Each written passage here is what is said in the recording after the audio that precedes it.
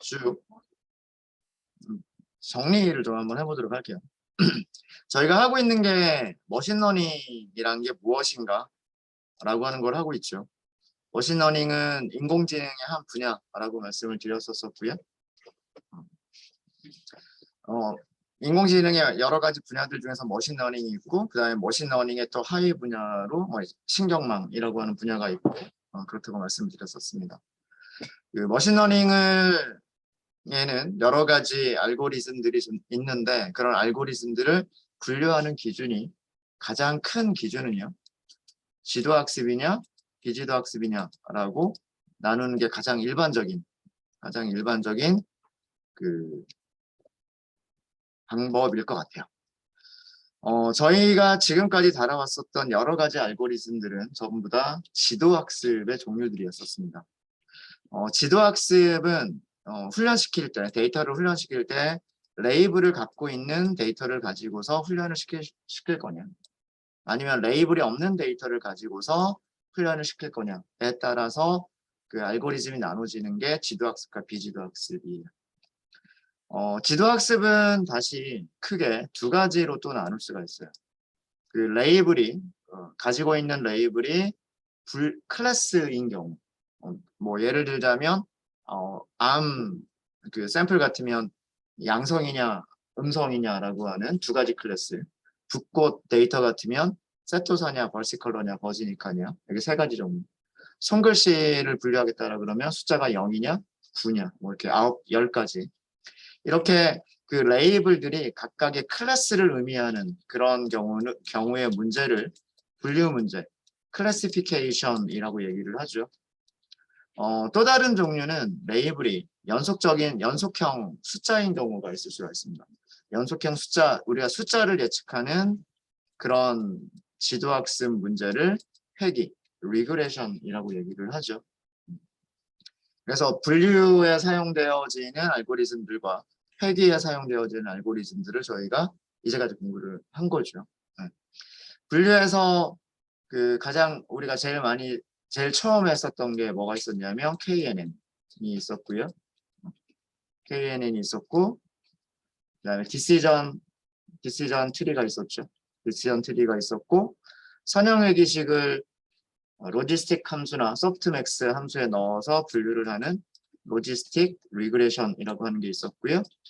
그 다음에 그 목적 함수를 경사하강법이라고 하는 방법을 써서 목적 함수의 최소값을 찾는, 그리고 그걸 이용해서 분류를 하는 스토캐스틱 그레디언트 디센트 클래시파이어라고 하는 게 있었죠. 그리고 이런 저희가 자세하게 다루진 않았지만 서포트 벡터 머신을 이용한 분류도 있다라고 말씀드렸었습니다. 서포트 벡터 머신은 아마 제가 수업 시간에 자세하게 다루진 않았고요. 대략적으로만 설명을 드렸었는데, 샘플들이 이렇게 존재를 하면 샘플들을 분류할 수 있는 평면을 찾아서 평면의 위쪽, 평면의 아래쪽 이런 식으로 분류를 하는 게 서포트 벡터 머신이다. 이런 정도로 간략하게 설명을 드렸었던 것 같아요. 앙상블 할 때 간단하게 설명을 드렸던 것 같아요. 이런 개별적인 알고리즘들이 있고요. 이런 개별적인 알고리즘들을 여러 개를 모아서 그 여러 개의 모델들이 그 투표 방식으로 그 예측을 하는 앙상블 학습 방법이라고 하는 게 있었죠. 그죠? 그래서 앙상블 학습 방법 중에 가장 대표적인 게 뭐가 있었냐면 랜덤 포레스트라고 하는 게 있었어요. 그죠? 랜덤 포레스트라고 하는 게 있었고, 그 다음에 그레디언트 부스팅이라고 하는 방법이 또 있었다라고 말씀을 드렸었습니다. 그래서 이런 정도를 저희가 다뤘어요. 이런 정도를 다뤘고, 회계에서도 동일하게요. K개에 가장 가까운 이웃들을 이용해서 그 평균 값으로 숫자를 예측할 수가 있고요. 디시전 트리를 만들어서 트리의 그 리프 노드, 가장 최종 노드에 도달해서 그 노드가 가지고 있는 샘플들의 평균 값으로 숫자를 예측할 수도 있고요. 로지스틱 리그레션이 아니라 선형회귀, 리니어 리그레션을 이용해서 숫자를 예측하는 가장 대표적인 그런 게 있었죠. 네, 그런 게 있었고, 마찬가지로 스토캐스틱 그레디언트 디센트를 이용해서 MSE를 최소화하는 그런 모델을 만들 수도 있었고, 서포트 벡터 머신 리그레서가 있어요. 그죠? SVR이라고 하는 게 있습니다. 서포트 벡터 머신 리그레서. 이거는 서포트 벡터 머신 클래시파이어고요. 서포트 벡터 머신 리그레서라고 하는 게 있고, 역시나 마찬가지로 앙상블, 랜덤 포리스트나 그레디언트 부스팅 같은 것들을 이용해서도 회귀를 할 수가 있습니다. 그죠? 머신러닝을 이렇게 분류를 할 때 지도학습과 비지도학습으로 나눌 수도 있고요. 또 알고리즘들에 따라서 사례 기반 학습, 알고리즘이냐, 사례 기반, 인스턴스 기반이라고 말씀드렸죠. 사례 기반 학습이냐, 아니면 모델 기반 학습이냐, 라고도 말씀을 드렸던 적이 있었던 것 같아요. 그죠? 사례 기반, 영어로는 인스턴스 베이스드 알고리즘이라고 얘기하는데, 그런 것들은 뭐냐면 가지고 있는 훈련 세트들과 그 다음에 우리가 예측하려고 하는 데이터들을 서로 비교를 하는 거예요.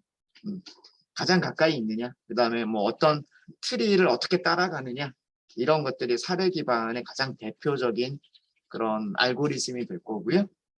선형회귀라든가 뭐 스토캐스틱 그레디언트 디센트라든가 서포트 벡터 머신과 같은 이런 알고리즘들은 전부 다 어떤 수학적인 모델을 찾는 그런 알고리즘이, 그래서 얘네들은 모델 기반 알고리즘이라고 얘기를 합니다.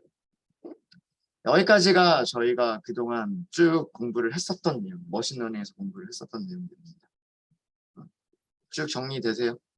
네, 글씨가 좀 엉망이긴 하지만 오늘 저희가 할 내용은 이제 지도학습과는 전혀 다른 비지도학습이라고 하는 거를 할 겁니다. 비지도학습은 레이블이 없는 데이터들을 머신러닝 모델이 학습을 하는 거고, 가장 대표적인 그 비지도 학습인 두 가지를 저희가 공부를 할 건데, 클러스터링이라고 하는 것과 주성분 분석이라고 하는 거를 할 거예요. 클러스터링은 분류와 비슷합니다. 분류와 비슷한데 다른 점은 뭐냐면, 우리는 분류는 알고리즘을 데이터에 학습을 시킬 때 그 알고리즘 레이블을 갖고 있어요. 그죠? 뭐 0이냐, 1이냐, 2냐 이런 식으로 레이블을 갖고 있단 말이에요. 그래서 머신러닝 알고리즘한테 이거를 기억해라, 이거를 학습해라 라고 하면 되는 거예요. 어떤 샘플은 뭐 레이블이 0이고, 어떤 샘플은 레이블이 1이고, 어떤 샘플은 레이블이 2다. 이렇게 다 알려주는 거죠. 그런 다음에 이제 레이블이 없는 데이터가 레이블이 무엇일지 예측해봐라. 이게 지도학습이었단 말이에요. 이게 지도학습인데, 클러스터링은요, 레이블 자체가 없어요. 그러니까 사진은 있는데, 이미지들은 있는데, 그 이미지가 뭐 숫자 0인지 숫자 1인지 숫자 2인지 알려주지 않는 거예요. 그런 상태에서 그냥 네가 알아서 분류해봐라. 이거죠. 그게 클러스터링이에요. 클러스터링. 제가 비유할 때 아마 그런 비유를 들었었을 거예요. 분류는 선생님이 요거는 삼각형이고 요건 동그라미고 요건 네모야 라고 다 알려준 다음에 이런 수업 시간을 가진 다음에 이제 학생들한테 여러 개의 도형들을 주면서, 자, 이렇게 해서 여기에는 삼각형들을 모아보고, 여기는 동그라미들을 모아보고, 여기는 네모들을 모아봐. 이렇게 하는 게 분류라면, 클러스터링이라고 하는 것은 학생들한테 그냥 처음부터 도형들을 그냥 다 주고서 가지고 놀아라 라고만 하는 거예요. 뭐 동그라미, 세모, 네모 이런 내용들을 하나도 알려주지 않고 그냥 도형을 가지고 놀면서 너희들이 알아서 이제 바구니에 집어넣어 봐 라고 하는 거죠. 어떤 학생들은 하나의 바구니에다가 모든 도형들을 다 넣어버릴 수도 있고요. 어떤 학생들은 두 개의 바구니에다가 도형들을 나눠서 정리를 할 수도 있을 거고요. 어떤 학생들은 세 개의 바구니에다가 도형들을 나눠서 정리를 할 수도 있을 거예요. 그죠? 그러니까 몇 개로 분류할지를 모르는 거예요. 그래서 그런 것들을 클러스터링이라고 얘기를 하는 거고요. 과연 클러스터링의 방법에는 어떤 방법이 있는지 저희가 살펴보고, 그 다음에 주성분 분석이라고 하는 게 무엇인지를 설명을 드릴 겁니다. 그래서 특히나 클러스터링은 분류를 하기 전 단계로 레이블이 없는 데이터에 대해서 분류 전 단계로 많이 사용을 하게 되고요. 많이 사용을 하게 되고, 주성분 분석 같은 경우에는 큰 이미지들이 있는데 그 이미지들을 훈련시키게 되면 시간이 좀 걸리잖아요. 그죠? 어제 로지스틱 리그레션 해보셔서 로지스틱 리그레션 해도 훈련 시간이 한 1, 2분 정도밖에 안 걸렸죠. 근데 만약에 이미지 샘플이 뭐 6만 개가 아니라 뭐 10만 개 뭐 이렇게 있고, 이미지 사이즈도 28 곱하기 28이 아니라 더 큰, 뭐 요즘 핸드폰에서 찍은 사진만 하더라도 크기가 어마어마하잖아요. 그죠? 네. 뭐 640만 해도 크기가 엄청날걸요. 그죠? 근데 이것도 해상도가 그렇게 좋은 건 아닌데도 불구하고, 네. 이렇게 엄청나게 해상도가 좋은 그런 사진들을 훈련을 시키려면 시간이 굉장히 오래 걸릴 텐데, 그런 것들을 단축시켜 줄 수 있는 방법이 주성분 분석이라고 하는 그런 게 있어요. 그래서 저희가 오늘 다루게 될 내용들이 그런 비지도 학습에 대한 내용들을 다루게 될 거다라는 그런 내용입니다. 네. 지저분하지만 가득 채웠죠. 네, 자, 그래서 오늘 할 거를 잠깐 말씀을 드렸고요. 자, 이제 새 파일을 만들어서 하도록 하겠습니다. 구글 컬앱 노트북 새로 하나 만들어 주시고요.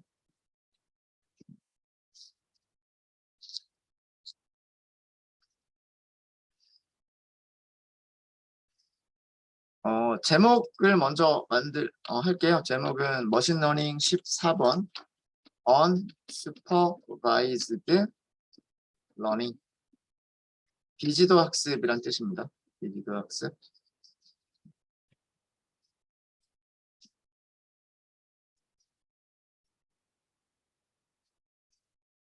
네. 몇 가지 필요한 임포트를 먼저 좀 할게요.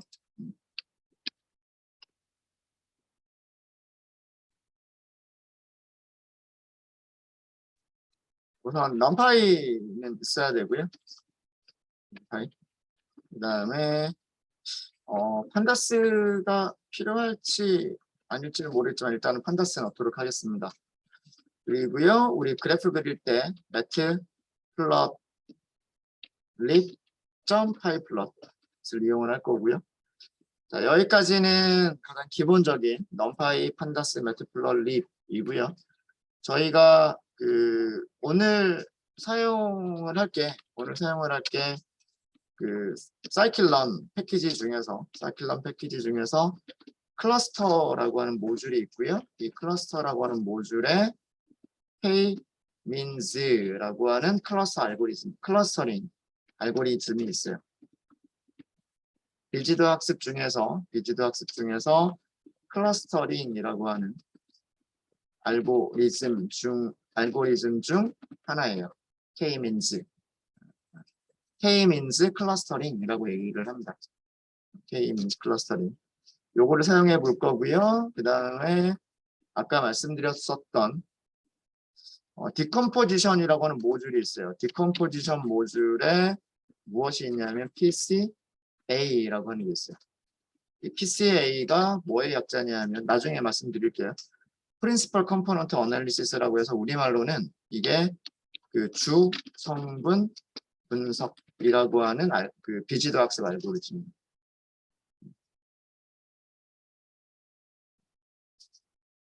주성분 분석이라고 하는 이것도 마찬가지로 비지도 학습 알고리즘 중에 하나입니다.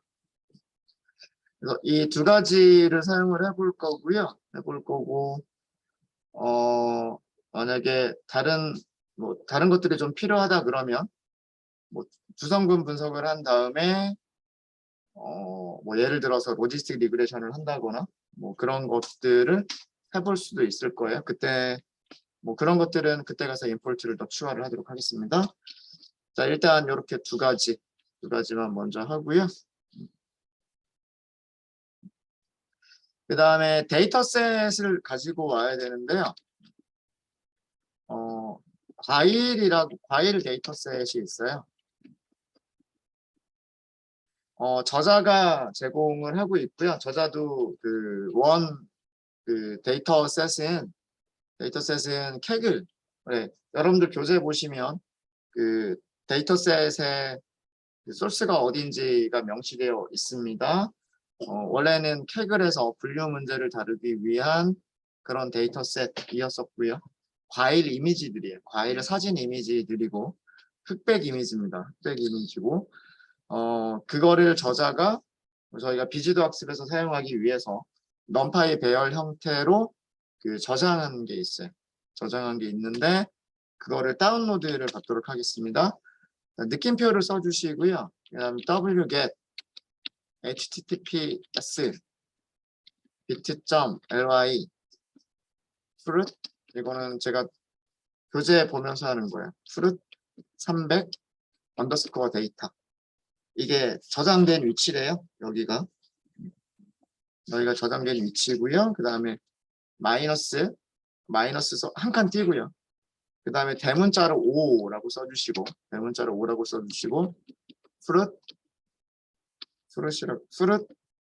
프루츠라고 할까요? 프루츠 그리고 300.mpy라고 할게요. 자, 이거에 대한 설명을 좀 드리면 이거 무슨 뜻이냐면요. 느낌표 다음에는 그 리눅스 명령어를 사용을 하는 거예요. 리눅스 명령어. 그러니까 파이썬 코드가 이거는 파이썬 코드가 아니에요. 파이썬 코드가 아니고 여러분들이 사용하고 계시는 이 콜앱 환경은 구글에서 저희가 가상 머신을 임대해서 사용을 하는 거잖아요. 임대한 가상 머신은 OS가 리눅스예요. 그래서 그 리눅스의 명령어들을 사용할 수가 있는데 이 셀에서 리눅스 명령어를 사용을 하실 때는 느낌표를 써가지고 사용을 해요. 사용을 하게 되고요. 리눅스 명령어 중에서 wget이라고 하는 리눅스 명령어는요. 파일이 있는 파일 저장 위치. 그러니까 URL 주소를 써주고요. 그 다음에 이건 옵션이에요. 옵션 중에 마이너스를 붙이는 거는 리눅스 명령어 중에서 얘는 아규먼트가 되는 거고요. 어디에서 get 가지고 오세요. 뭐 이런 뜻이 되는 거고요. 마이너스가 붙는 거는 옵션이에요. 옵션에서 이 대문자 5가 의미하는 거는 아웃풋이란 뜻이고요. 아웃풋이라고 하는 것은 저장하려고 하는 파일 저장 있죠. 파일 이름을 써주시는 거예요. 그래서 지금 이거 보시면 무슨 뜻이냐면 wget 가지고 오겠다는 뜻이고요. 어디에서 이런 주소에서 가지고 오겠다. 그 다음에 이거는 저장하겠다요. 어디다 저장하겠다. 이런 파일 이름으로 저장하겠다라는 그런 뜻이에요. 그래서 이 명령어는 URL에서 데이터를 다운로드해서 파일에 저장하겠다라는 뜻이고요. 그러면 어디에다 저장되는 거냐면 여러분들 로컬이 아니라 콜앱 세션 그러니까 여기 콜앱 세션에 저장이 되는 거예요. 무슨 말인지 아시겠죠? 네. 만약에 여기를 여러분 구글 드라이브 마운트 한 다음에 구글 드라이브를 연결한 다음에 구글 드라이브 주소까지 써주시게 되면 그 파일이 여러분들 구글 드라이브에 저장되게 됩니다. 실행 한번 해볼게요. 어쩌고저쩌고 쭉 이렇게 내용이 나오죠. 이게 wget이라고 하는 명령어가 써준 로그예요. 로그고요. 이 주소 접속했다는 얘기예요. 접속했다. 이건 IP 주소인 것 같아요. IP 주소인 것 같고 그렇게 해서 리퀘스트를 보냈더니 이거는 실제로 저장된 위치인 거예요. bit.li는 그 주소를 좀 짧게 줄여서 써주는 그런 형식이잖아요. 실제 저장되어 있는 거는 GitHub, 저자의 GitHub죠 지금. 혼자 공부하는 머신러닝. 거기에 MPY라고 하는 형식으로 파일이 저장이 되어 있고, 그래서 여기에서 이제 다운로드를 받을 거다, 다운로드 받는다, 뭐 그런 내용들이에요. 쭉 보면. 그래서 다운로드 받은 다음에 이런 파일에다가 저장할 거다, 뭐 이런 내용이고요. 100% 다운로드 받았다, 그런 뜻이고, 그래서 0.06초 걸렸다, 뭐 그런 내용입니다. 네. 자, 전체 그 데이터 한번 볼까요? 실제로 저장됐는지. 이렇게 저장되어 있죠. 저장이 되어 있습니다. 네. 이 MPY라고 하는 파일 형식에 대해서 잠깐 좀 말씀을 드리면은요. MPY 파일은 뭐냐면 넘파이의 배열을 파일로 저장한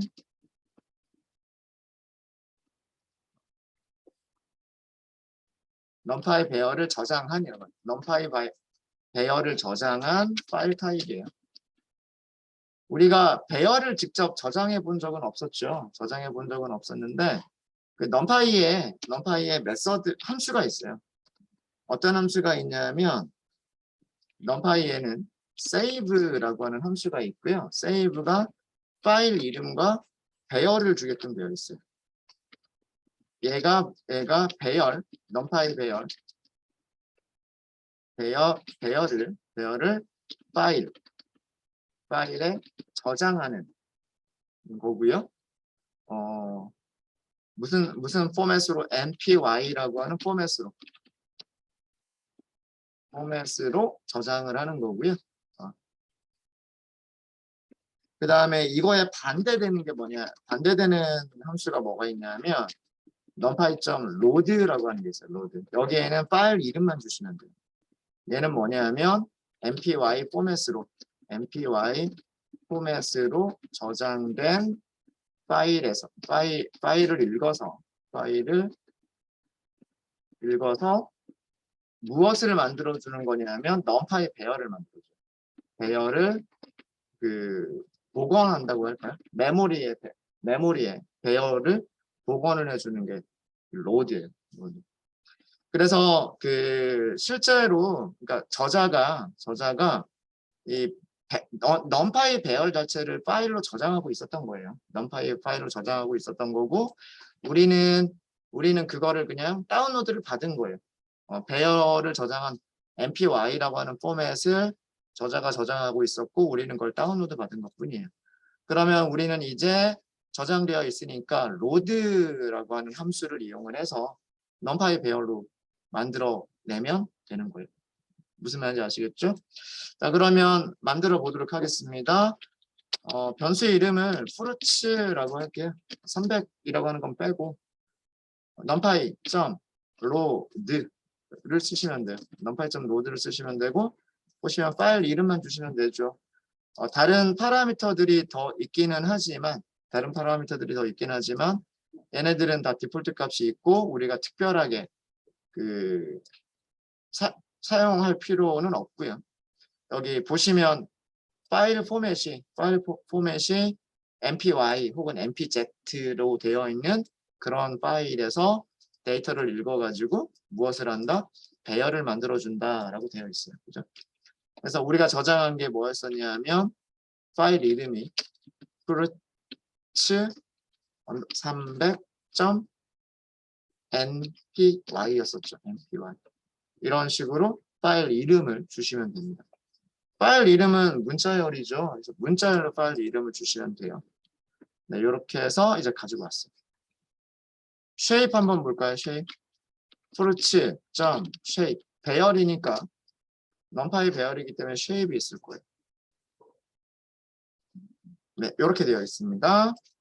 자, 이 모양은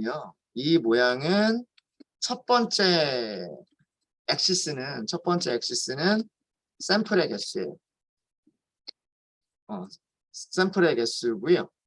그 다음에 100이라고 되어 있는데 첫 번째 100이 뭐냐면 이미지의 높이. 그 다음에 두 번째가 이미지의 그 위드스예요. 위드스. 그러니까 이거는 이렇게 보시면 돼요. 이미지의 크기가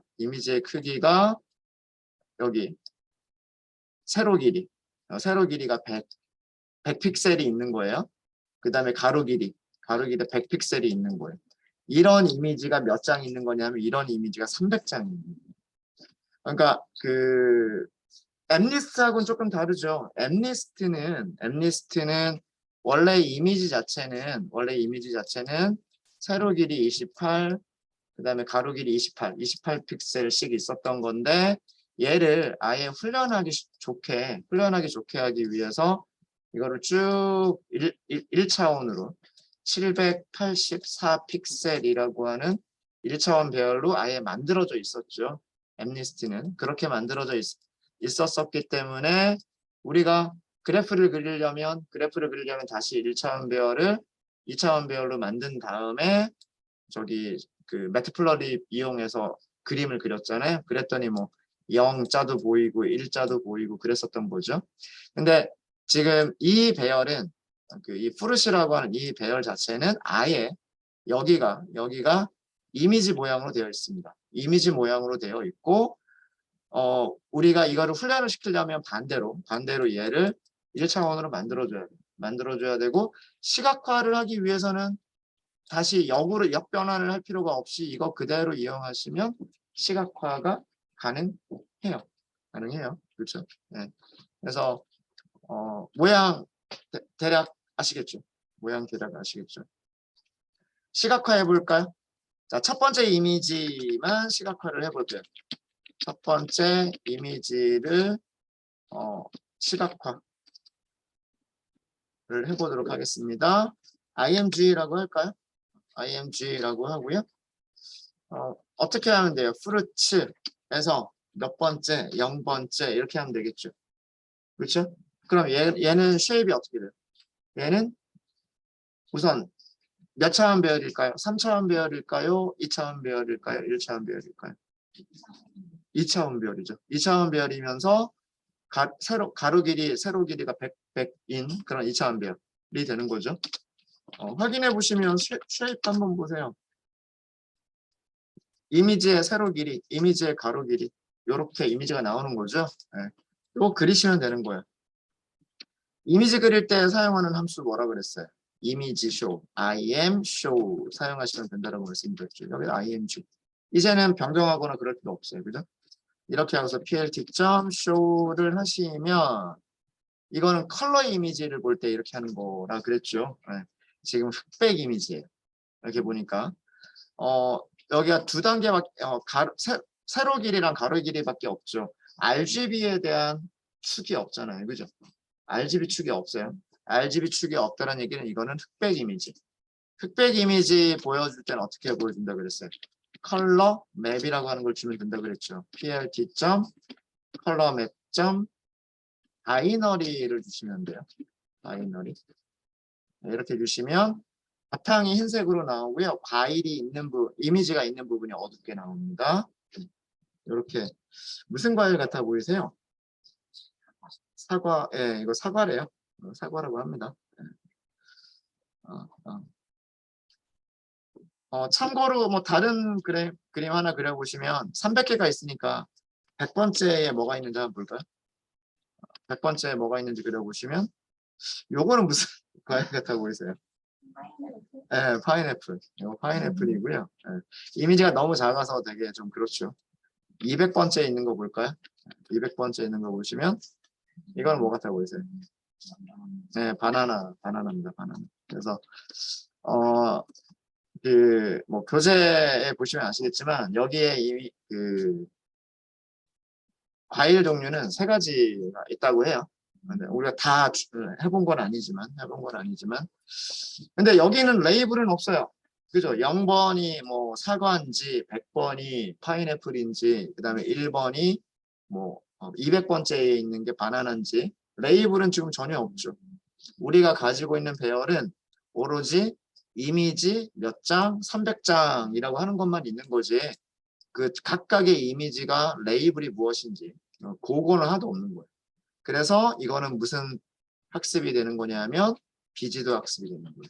레이블이 없는 데이터를 가지고서 어떻게 우리가 분류를 해볼 수 있을까라고 하는, 그러니까 자동으로 분류를 하는 그런 게 가능할까? 그래서 비지도 학습 문제가 될 겁니다. 쉬는 시간이 거의 됐으니까요. 저희가 어제 아마 그런 거 했었을 거예요. 무엇을 했었었냐면 100개 이미지 한꺼번에 그리는 거 했었죠. 여러분들 쉬는 시간에 요거 한번 생각해 보세요. 이런 모양으로 이런 개수의 10 곱하기 10 서브 플롯을 생성해서 이미지 100개를 100개씩 그 시각화를 해보시면 0번부터 99번까지, 100번부터 199번까지, 그 다음에 200번부터 299번까지 이런 식으로 시각화를 해보시면 어떤 이미지에 어떤 종류의 과일들이 여기 들어가 있는지 아마 보실 수 있으실 거예요. 그죠? 네. 네. 요거는 쉬는 시간에 여러분들 한번 해보도록 하십시오. 혹시 질문 있으십니까? 네. 질문 없으시면 15분 정도 쉬었다 하도록 하겠습니다.